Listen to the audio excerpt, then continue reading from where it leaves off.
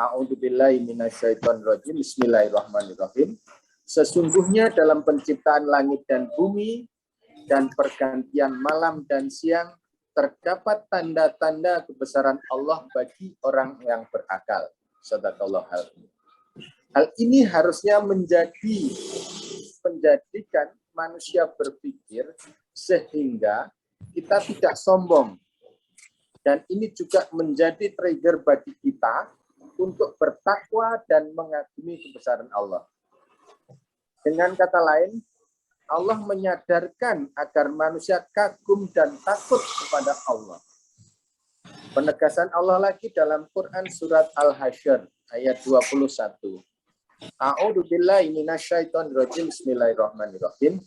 Sekiranya kami turunkan Al-Quran ini kepada gunung, pasti kamu akan melihatnya tunduk terpecah belah disebabkan takut kepada Allah.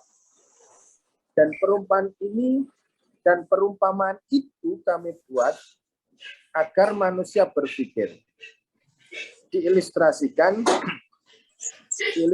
apabila kita melihat seorang yang berjalan dan kita tidak mengenalnya, kita bersikap biasa dan cuek. Akan tetapi begitu kita tahu dan mengetahui bahwa orang yang berjalan itu dalam tanda petik, dia pejabat ataupun tokoh agama, maka sikap kita akan berbeda, akan kita lebih hormat, tawaduk, bahkan berusaha untuk mendekati dan menyalaminya. Selanjutnya, pada penciptaan laki-laki dan perempuan itu adalah berbeda. Akan tetapi ilmuwan sekarang menuntut persamaan dengan istilah persamaan gender. Padahal dalam aturan agama ini yang diturunkan Allah itu sudah lengkap dan bermanfaat. Dicontohkan kemarin sama Gus Glory bahwa imam sholat itu harus laki-laki. Karena apa? Karena perempuan ada siklus yang tidak bisa untuk melakukan sholat, yaitu menstruasi. Kemudian juga pembagian waris. Laki-laki dan perempuan 2:1. Kenapa demikian? Kok tidak disamakan, kan begitu? Sebelum Islam datang, justru perempuan itu tidak mempunyai hak waris sama sekali. Begitu Islam datang, mengatur bahwa perempuan itu mempunyai hak waris. Dalam Islam, perempuan tidak dilarang untuk mencari nafkah, akan tetapi tetap dengan tidak mengindahkan kodrat dan tugas pokoknya, yaitu sebagai pendidik dan pencetak generasi penerus. Hari ini Allah memberikan pilihan, yaitu orang yang memberikan hartanya di jalan Allah dan bertakwa dan membenarkan adanya pahala surga, maka Allah akan memberikan kemudahan untuk menuju jalan kebahagiaan tersebut. Sabar menerima janji Allah yang 99% kenikmatan di akhirat. Dalam menghadapi ibadah yang berat, kita seharusnya minta kepada Allah untuk dikuatkan. La haula wala quwata illa billah. Tidak ada daya upaya kecuali kekuatan Allah yang maha tinggi dan maha agung. Shadaqallahu al-azim. Demikian Gus Glory dan dulur-dulur untuk pembahasan ayat 1-7. Barangkali ada dulur lain yang bisa menyempurnakan, monggo disilakan. Matur suwun.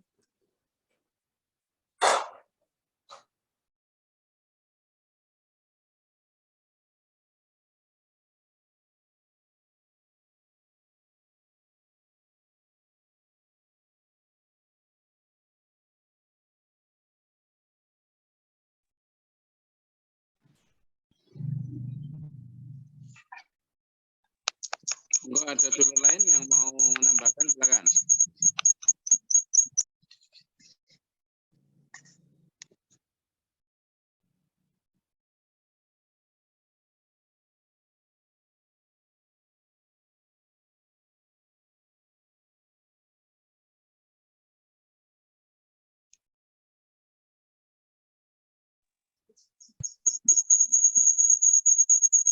Silakan, ada dulur lain yang mau menambahkan atau melengkapi apa yang disampaikan Pak Jo.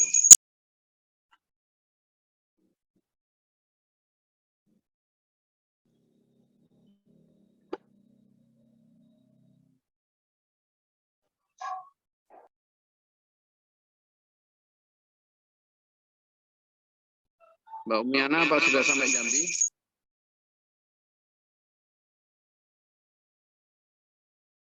Siap sampun, Gus.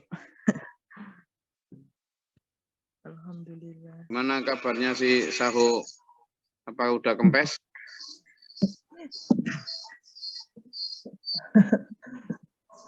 Kayaknya masih sakit ini.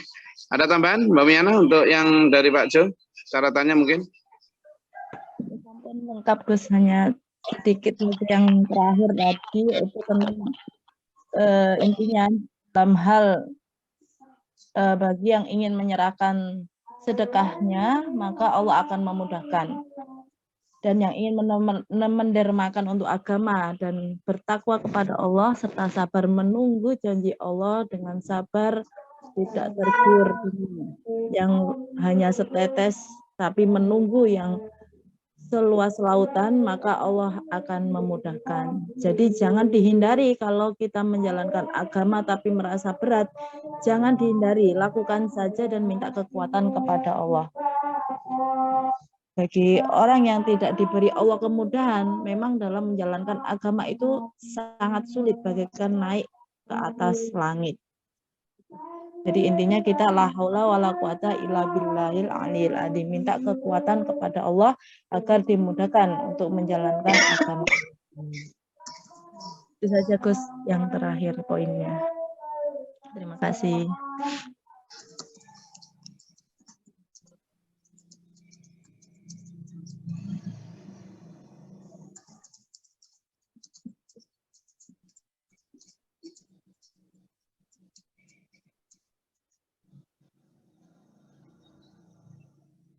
Oke, sekarang lanjut ayat yang ke 8 sampai 14. Monggo silakan sinten. Ke 8 sampai 14.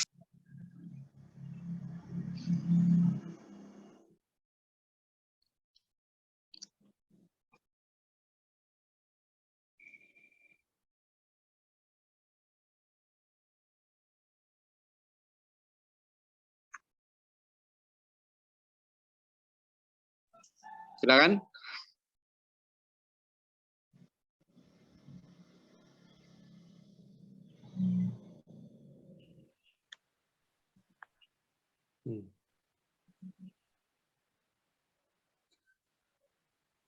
Pak Soloto mau nyoba, silakan. Gus.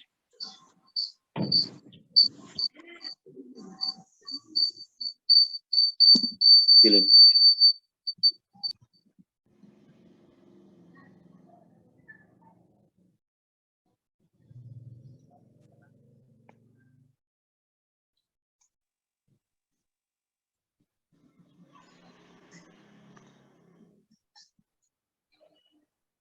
Monggo sinten yang punya catatan.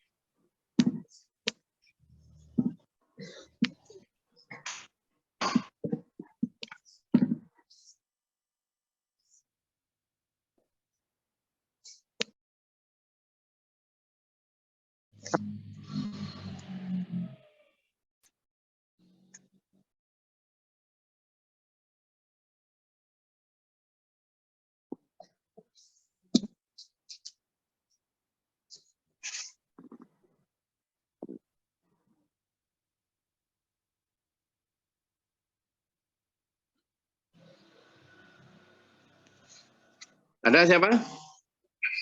Monggo.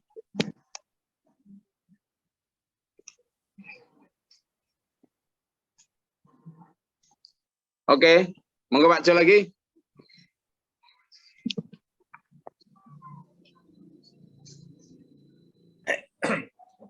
Oke, boleh. Bismillahirrahmanirrahim. A'udzubillahi minasyaitonirrajim. Bismillahirrahmanirrahim. Untuk pembahasan ayat 8 sampai 14. Kalimat ini menarik, yaitu tentang sikap pikir. Salah satu pertimbangan manusia bersikap pikir, pelit, atau menyimpan harta, itu adalah untuk menjaga bila ada kebutuhan yang mendadak di masa yang akan datang.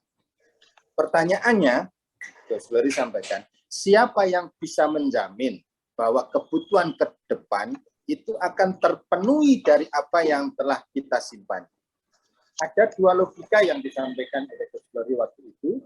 Logika yang pertama, kita bersepakat semua pikir. Kita tidak berbagi dan pelit semuanya. Kemudian kita menyimpan harta katakan sebesar 5 juta. Kemudian kita perlu biaya sekolah untuk anak itu 10 juta. Berarti kita mendapati kekurangan yang 5 juta. Nah, kalau kita bersepakat sudah pikir semua, pelit semua, dari mana kita melengkapi yang 5 juta itu? Kan begitu. Kemudian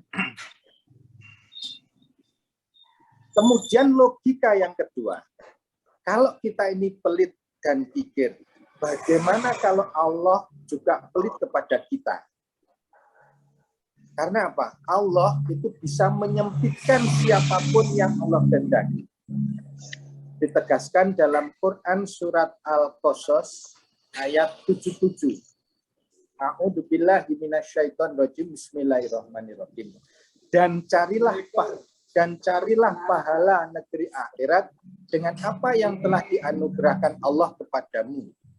Tetapi jangan kamu lupakan bagianmu di dunia dan berbuat baiklah kepada orang lain sebagaimana Allah telah berbuat baik kepadamu. Dan janganlah kamu berbuat kerusakan di bumi. Sungguh Allah menyukai orang-orang yang berbuat baik. Tidak menyukai orang yang berbuat kerusakan. Sehingga dua logika ini sangat tidak logis kalau kita mempunyai sikap pelit. Banyak firman Allah yang menyampaikan tentang bahwa rezeki itu yang melapangkan dan menyempitkan itu adalah Allah. Banyak disampaikan kemarin, contohnya dalam Quran surat Al-Baqarah ayat 245. Kemudian juga dalam Quran surat Ar-Ra'd ayat 26. Quran surat Al-Isra ayat 30. Kemudian juga Al-Qasas 82, Quran surat Al-Ankabut 62, Quran surat Ar-Rum ayat 37, kemudian juga dalam Quran surat Sabah ayat 36, 39, Az-Zumar 52. Selanjutnya, selain bersikap bahil, pelit tadi, bahwa manusia merasa tidak butuh Allah, merasa bahwa rezekinya bukan dari Allah, akan tetapi dari usahanya sendiri. Penegasan ini dalam Quran surat Al-Qasas ayat 78. A'udzubillahi minasyaitonirrajim. Bismillahirrahmanirrahim. Dia Korun berkata, sesungguhnya aku diberi harta itu semata-mata karena ilmu yang ada padaku dan sebagainya.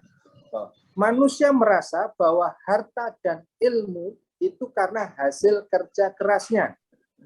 Kalau demikian, mestinya tukang batulah yang mempunyai harta banyak karena dia bekerja lebih keras. Akan tetapi kenyataannya tidak demikian. Hal ini menunjukkan bahwa Allah itu Maha Adil dan sangat mengetahui takaran rezeki seseorang. Dalam hadis disampaikan bahwa neraka itu ditutupi oleh hal-hal yang menyenangkan sesuai dengan nafsu manusia. Kebalikannya, surga itu ditutupi oleh hal-hal yang menyenangkan. Surga ditutupi hal-hal yang tidak menyenangkan dan berlawanan dengan nafsu manusia. Nah, Kiki mengajak memilih untuk mengejar surga dengan melewati hal-hal yang tidak menyenangkan berlawanan dengan nafsu manusia. Dilanjut dengan tanya jawab. Demikian Gus Glory, terima kasih untuk ayat 1 sampai dengan 14. Monggo barangkali ada yang kekurangan, tutur lain bisa menyampaikan. Matur suwun. Jazakallahu khairan.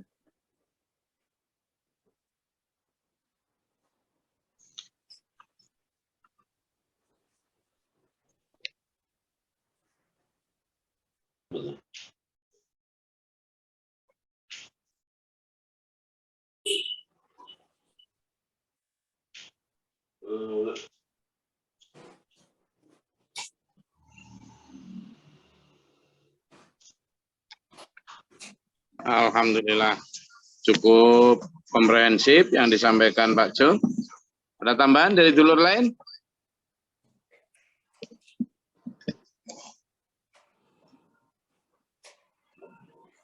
Oke, kalau nggak ada tambahan, ada?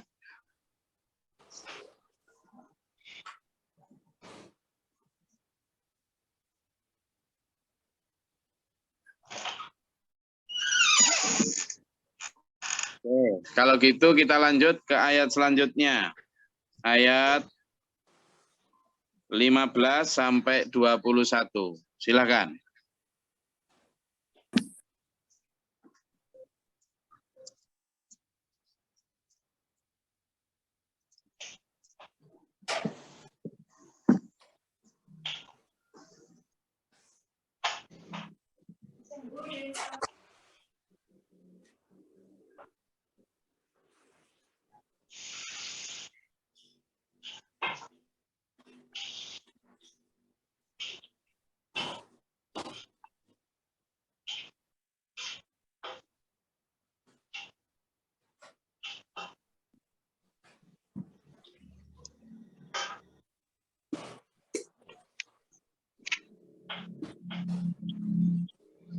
Ayat 15 sampai 21, ayat terakhir kemarin, baru kemarin. Jadi gini dulur ya, semuanya yang dimanapun berada, sampean saya ajak untuk murojaah atau mengulang kembali apa yang sudah kita pelajari, itu tidak harus lengkap ya. Apapun yang sekilas kemarin saya nangkepnya ini Gus, potong ini. Oh iya, saya kemarin nangkepnya ini Gus, saya dapat pelajaran ini dari ayat ini tuh kemarin saya melihat ini yang sangat cocok penting buat saya. Nah apa-apa, jadi saya berharap semua dulur-dulur yang jamaah kajian tafsir ini benar-benar belajar untuk reminding atau mengulang kembali, mengingat kembali apa yang dipelajari. Dan itu metode yang sangat tepat untuk kita agar apa yang kita pelajari itu tidak hilang. Karena kalau hilang repot, jangankan diamalkan, diingat aja enggak kan gitu. Nah, sebelum kita benar-benar mengamalkan, satu di antara tahapan itu adalah mengingat-ingat kembali apa yang kita pelajari. Nah, satu di antara cara mengingat itu adalah dengan murojaah setiap kali kita menyelesaikan satu surat. Sehingga saya berharap dulur-dulur benar-benar semuanya terlibat, aktif, meskipun 1-2 kata, jangan malu, jangan takut. Insya Allah tidak ada pendapat atau jawaban yang salah, sehingga semuanya insya Allah benar, karena itu menurut sudut pandang masing-masing, nanti bisa saling melengkapi.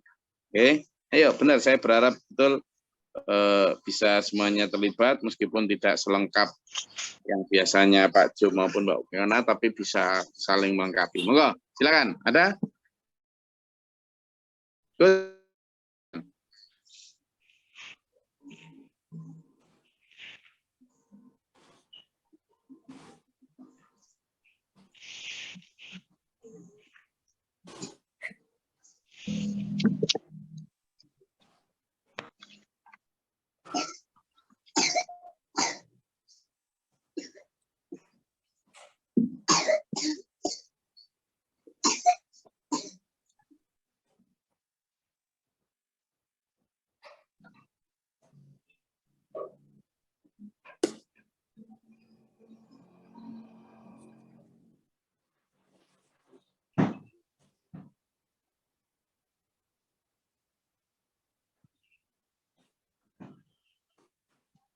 Mohon izin membacakan walaupun nanti tidak lengkap, mohon ditambahin. Oke, jadi sedikit dari ayat 15 sampai 21 tentang jaminan dari Allah, meskipun seringkali ayat Al-Quran itu menggambarkan kengerian ancaman neraka, yang memasukinya adalah orang yang celaka. Orang yang masuk ke dalam neraka adalah orang-orang yang memang menyengaja diri ketika didatangkan kebenaran, mereka memilih untuk berpaling, tidak percaya, durhaka kepada kebenaran itu. Sebenarnya kita sudah diberikan pilihan oleh Allah, dan pilihan itu ada pada diri kita sendiri, mau memilih jalan masuk surga atau masuk neraka. Allah tidak menzalimi hambanya, tidak akan menganiaya hambanya, akan tetapi manusia sendiri yang menyengaja diri untuk menganiaya dirinya sendiri. Jadi itu yang sebenarnya kita diberi pilihan Allah, mau memilih surga atau neraka itu. Dalam Quran banyak sekali ayat yang menyatakan, antaranya surat Yunus ayat 44. Innallaha la yadlimu, a'udzubillahi minasyaitonir rajim, bismillahirrahmanirrahim. Innallaha la yadlimu lin-nasi syai'an walakinnan nasa anfusahum yadlimun. Sesungguhnya Allah tidak menzalimi manusia sedikit pun, akan tetapi manusia itulah yang menzalimi dirinya sendiri. Surat Yunus ayat 44. Jadi manusia ini sudah diberikan Allah free will, pilihan. Allah memerintahkan agar memberikan hartanya untuk mensucikan dirinya dari penyakit wahan, yaitu penyakit cinta dunia dan penyakit takut mati, itu penyakit wahan. Kemudian poin selanjutnya, Gus Lori kemarin juga menyampaikan tentang bahwa standar kebenaran itu tidak hanya ibadah spiritual kita, akan tetapi ibadah sosial juga sangat dibutuhkan untuk mendukung ibadah spiritual, yaitu di dalam surat Al-Baqarah ayat 177 tentang memberikan barang yang dicintai. Itu adalah standar kebenaran. Itu saja poin yang dapat dalam catat, masih banyak belum tercatat. Monggo dulur-dulur yang lain bisa menambahkan. Silakan.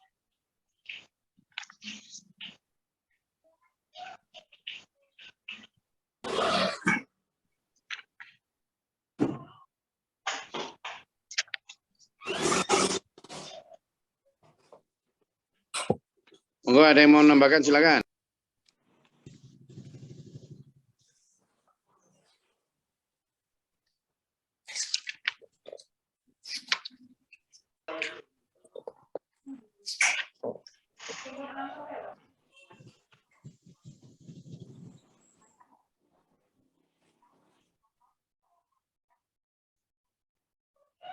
Wonten sedikit, Gus Lori, Mbak Umiana dan dulur-dulur yang lain, tentang penegasan tadi bahwa di dalam Islam itu selain kita ada ibadah ritual, juga tidak kalah pentingnya itu adalah ibadah sosial. Penegasan tadi dalam Quran surat Al-Baqarah ayat 177. A'udzubillahi minasyaitonirrajim, bismillahirrahmanirrahim. Kebajikan itu bukanlah menghadapkan wajahmu ke arah timur dan ke barat, tetapi kebajikan itu adalah orang yang beriman kepada Allah, hari akhir, malaikat, kitab, dan nabi, dan memberikan harta yang dicintainya kepada kerabat, anak, yatim, orang miskin, dan orang-orang dalam perjalanan, dan sebagainya. Kemudian juga ada dua, yang berikutnya itu dalam Quran surat Ali Imran ayat 192. Kamu tidak akan memperoleh, a'udzubillahi minasyaitonir rajim, bismillahirrahmanirrahim.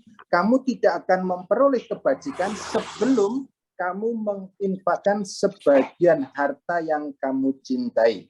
Dan apapun yang kamu infakkan tentang itu, sungguh Allah Maha mengetahui. Shadaqallah azim. Ini adalah hal yang terasa pahit. Dan jujur, saya sendiri juga belum bisa melaksanakan tentang harta yang dicintai ini. Ini adalah sesuatu yang pahit, ini adalah merupakan jamu, karena tidak ada jamu yang manis, tapi itu adalah pahit. Dan ini adalah untuk mengobati hati kita yang punya penyakit tentang waham tadi, cinta dunia dan takut mati. Kemudian tentang obat di dalam Al-Quran, karena obat Al-Quran ini juga berfungsi sebagai obat penyakit hati, itu diterangkan di dalam Quran surat Yunus ayat 92. Quran surat Yunus ayat 92.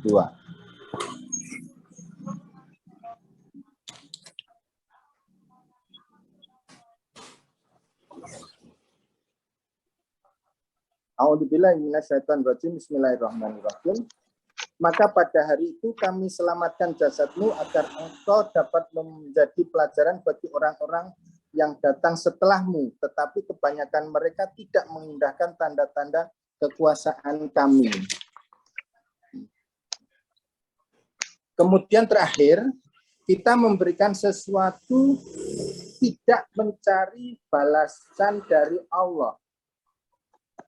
Akan tetapi yang kita harapkan itu adalah ridho dan ampunan Allah dengan kenikmatan sempurna di akhirat. Kemudian terakhir, sedekah adalah menabung, bukan memberi. Yang diistilahkan sedekah is saving, not giving. Sedekah itu adalah memindahkan saja antara saldo kita di dunia dan saldo kita di akhirat. Jadi kita tidak merasa kehilangan. Demikian tambahan sedikit, Gus Nuri, Mbak Umiana, dan dulur-dulur yang lain. Matur suwun.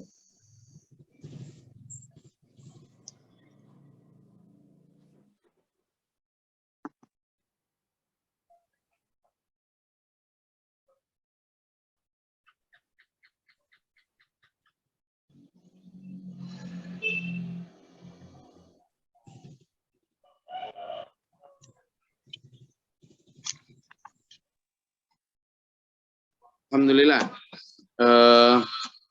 Kita sudah selesaikan surat Al-A'la, dan yang menjadi sorotan utama kita adalah tentang dua pilihan, baik kita menjadi man a'ta wattaqo atau man bakhila wastaghna. Kita menjadi orang yang wasaddaqa bil husna atau wakadzdzaba bil husna. Ya. Jadi dua itu. Man a'ta wattaqo wasaddaqa bil husna atau wa amma man bakhila wastaghna. Jadi dua, wakadzdzaba bil husna. Jadi pertama adalah man a'ta wattaqo. Ketakwaan itu dibuktikan juga dengan a'ta. Apa itu? Memberikan hartanya di jalan Allah. Sementara sebaliknya membakhila, yaitu orang yang bakhil, yang pelit, medit, kikir. Ya. Pelit, medit, kikir itu bisa jadi memberi tapi sedikit, seadanya aja. Kalau a'ta itu kan memberikan yang dicintai, bahkan seperti dalam surat Al-Baqarah 177 dan Ali Imran 192 tadi. Kalau wastaghna itu dia merasa tidak butuh Allah, maka berarti wattaqo itu artinya takwa itu, takut itu merasa butuh Allah. Sebaliknya, ya. Kalau wastaghna itu sudah merasa cukup kayak nggak butuh Allah, maka di ayat yang wattaqo berarti orang yang sangat membutuhkan Allah. Kalau yang satu wasaddaqa bil husna, yaitu membenarkan terhadap kebaikan yang muncul, yang hadir di depannya. Yang satu wakadzdzaba bil husna, yang mendustakan kebenaran. Dua-duanya, kata Allah, fasanuyassiruhu. Dua-duanya diberikan kemudahan. Fasayunassiruhu. Jadi dua-duanya dimudahkan loh ya. Satunya lil yusra, fasanuyasiru, satunya lil usra. Kalau orang yang man aqwa wattaqo wasodaqo bil husna diberikan kemudahan menuju surga. Ya. Tetapi sebaliknya orang yang mambakhila wastaghna wa kadzdzaba bil husna itu juga fasanuyasiru diberikan oleh Allah kemudahan lil usra terhadap neraka. Itu prakteknya gini loh dulur. Kalau orang sudah suka berderma, dimampukan Allah untuk sering bersedekah, bertakwa, itu akhirnya apa? Toleh kanan, toleh kiri itu ketemunya baik, tok itu loh. Kemana-mana ya ketemunya orang baik, nyari rizki ya ketemunya yang halal gitu. Itu namanya fasanuyassiruhu lil yusra. Tetapi sebaliknya orang yang pelit, orang yang suka menyimpan harta karena cinta itu akhirnya fasanuyassiruhu lil yusra itu maksudnya gimana? Toleh kanan, toleh kiri ku ketemu nih sing haram ya. Gitu loh. Wangel delek sampai ada sebutan yang haram aja sulit apalagi yang halal gitu. Ya itu karena gitu. Karena auranya itu aura lil usra tadi itu. Ayo. Toleh kanan, toleh kiri itu ketemunya konco ya, konco sing ngejak elek tok nih. Konco sing ngejak yang ngajak kepada tidak taat Allah. Itu namanya dimudahkan menuju neraka ya kayak gitu. Jadi ketemunya itu ketemu yang jelek-jelek tok.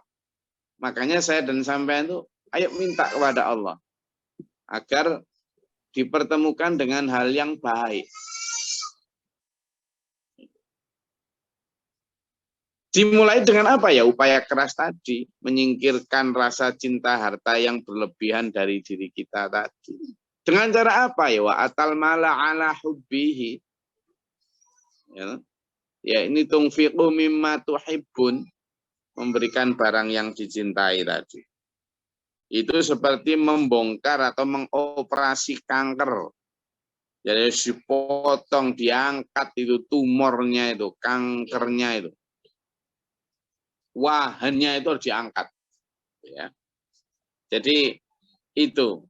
Maka kita juga diingatkan bahwa tidak ada itu orang disiksa itu karena Allah zalim, tapi karena manusia sendiri. Sudah dibilang nggak akan masuk neraka kalau orang-orang itu takut kepada Allah. Tidak akan. Karena yang masuk neraka itu hanyalah orang-orang yang memang celaka, tidak mau mendengar peringatan dan seterusnya. Tapi buat orang-orang yang atqa, ya, orang-orang yang bertakwa itu justru akan dijauhkan dari perilaku-perilaku ahli neraka. Siapa dia? Dibaleni lagi, yaitu orang yang alladzi yu'ti malahu yatazakka, orang yang mau memberikan hartanya di jalan Allah dan menyucikan diri. Wa ma li ahadin 'indahu min ni'matin tujza illa batigha'a wajhi rabbihil a'la. Jadi dia bersedekah apapun itu semata-mata karena mengharap ridho Allah yang maha tinggi. Wala saufa yarda, dan dia tentu akan dibalas nanti kelak. Dengan apa? Balasan yang sempurna. Apa itu ridho Allah? Ya. Saya rasa itu kajian kita pada pagi hari ini. Agak lebih cepat dari biasanya. Tapi nggak apa-apa, insya Allah tidak mengurangi substansi kita. Tapi kalau ada yang mau ditanyakan atau dinyatakan, silakan. Mari kita bahas bersama. Silakan. Mungkin dari yang kemarin tercecer, nggak apa-apa ya, tanyakan aja kalau ada yang masih terasa kurang jelas atau mengganjal. Nanti insya Allah jawaban yang saya berikan itu terkadang sesuatu yang sangat penting, karena kalau nggak ada pertanyaan itu nggak akan ada muncul jawaban itu. Jadi kalau ada dulur-dulur yang masih punya pertanyaan atau kekurang jelasan bisa ditanyakan. Silakan.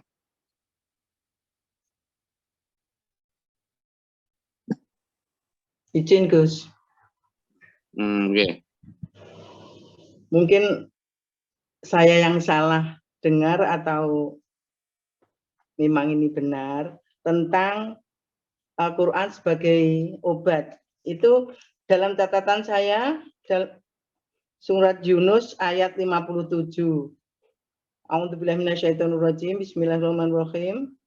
Wahai manusia, sungguh telah datang kepadamu pelajaran Al-Quran dari Tuhanmu, penyembuh bagi penyakit yang ada dalam dada dan petunjuk serta rahmat bagi orang yang beriman.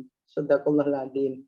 Dalam catatan saya ada itu, Gus, atau mungkin saya yang salah dengar. Makasih. Assalamualaikum.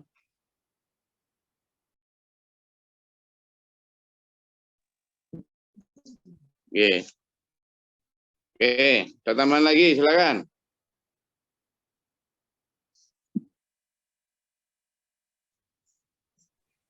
Gitu. Oh, ada yang perlu Betul, Gus Bodi, ditanyakan. yang Silakan. terus yang disampaikan. Saya nyampaikan yang terakhir, mohon maaf. Terus saya salah tadi nyampaikan. Betulnya memang Yunus 57 tentang obat tadi. Matur suwun, ngapunten saya salah. Jadi keliru ayat berapa, Pak? Mohon maaf loh Pak Jo.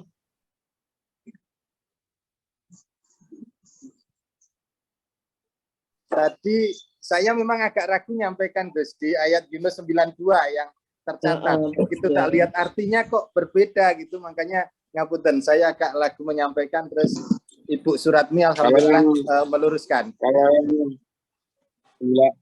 Kalau 92 tadi surat Ali Imran ya. Imran.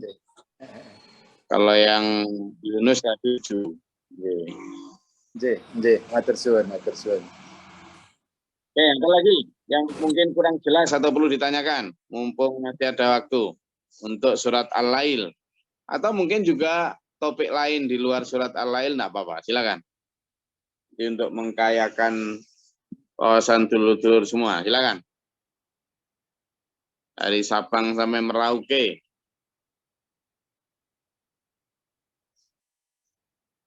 Ini saya juga sedang kedatangan tamu, dulur-dulur jamaah dari jamaah SPM Ngawi. Ada 2 bus ini, tidak ada satupun yang laki-laki. Semuanya perempuan. Ada hampir perempuan semua. Mulai ketua rombongan, sekretaris rombongan, bendahara rombongan, semua perempuan. Untung sopirnya laki-laki. Ini dulur-dulur Ngawi kemarin saya sudah suudon itu. Itu nanti dulur-dulur Ngawi datang, kasih waktu istirahat banyak. Loh kenapa Gus? Itu mesti muntah enggak karu-karuan itu di jalan.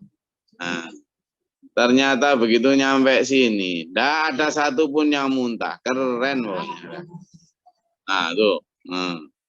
Saya sudah kadung suudon. Biasanya soalnya dulur-dulur Ngawi itu terutama yang gunung itu kalau naik mobil terutama jauh itu udah mabuk. Makanya saya kemarin nggak mabuk, Bu. Apa resepnya? Ternyata minum bodrek 10.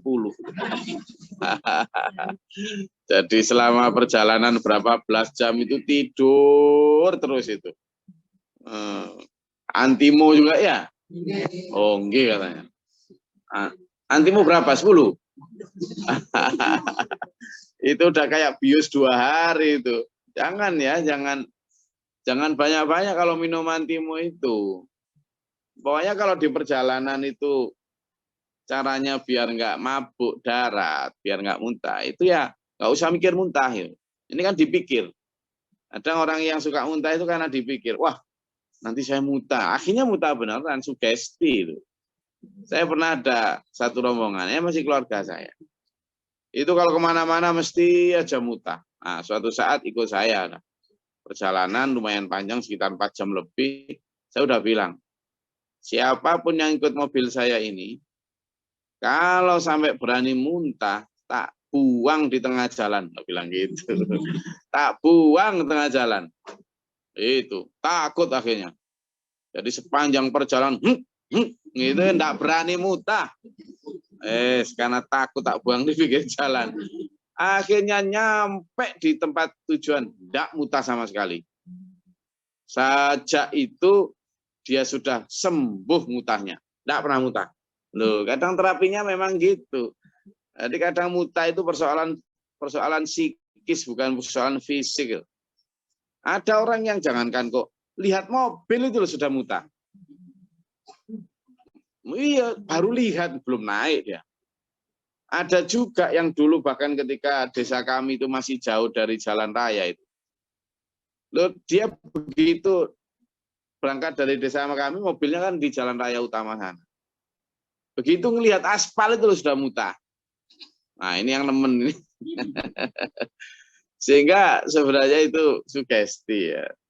Saya kenapa kasih contoh ini?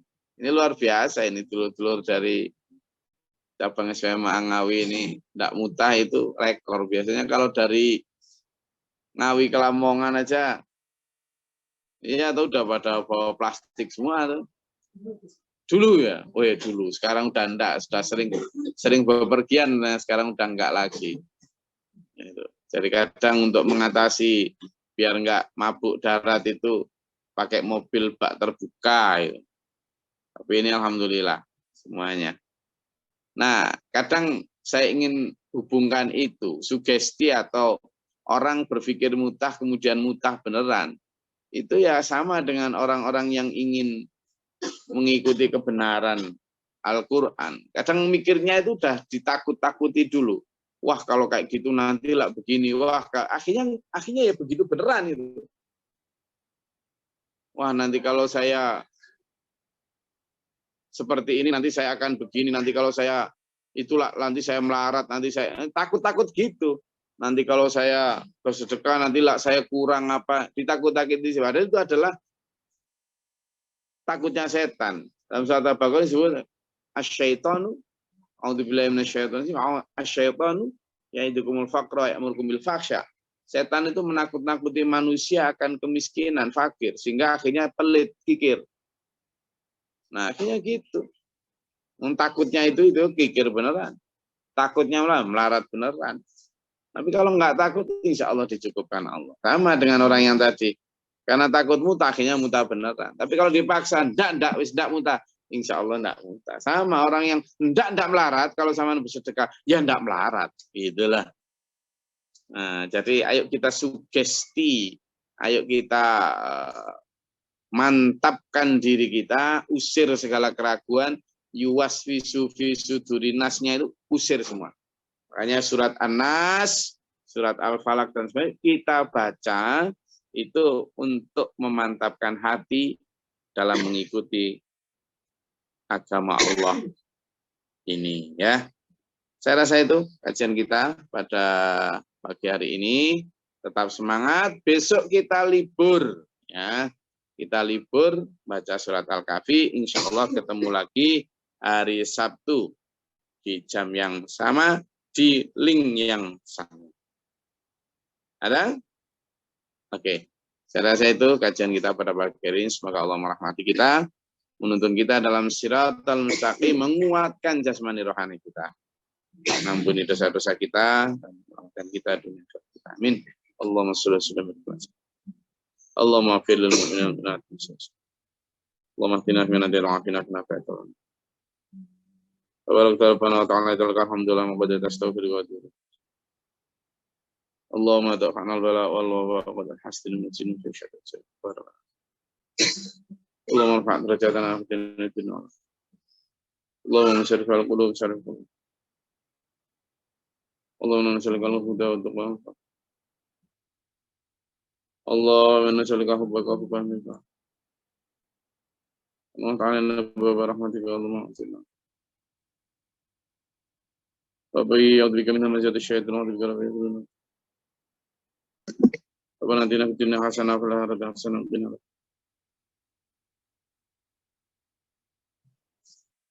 Rabbika rabbil izzati amma yasifun wa salamun ala Muhammadin. Rabbil alamin. Wassalamualaikum warahmatullahi wabarakatuh. Waalaikumsalam warahmatullahi wabarakatuh. Allahumma arhamna bil Qur'an.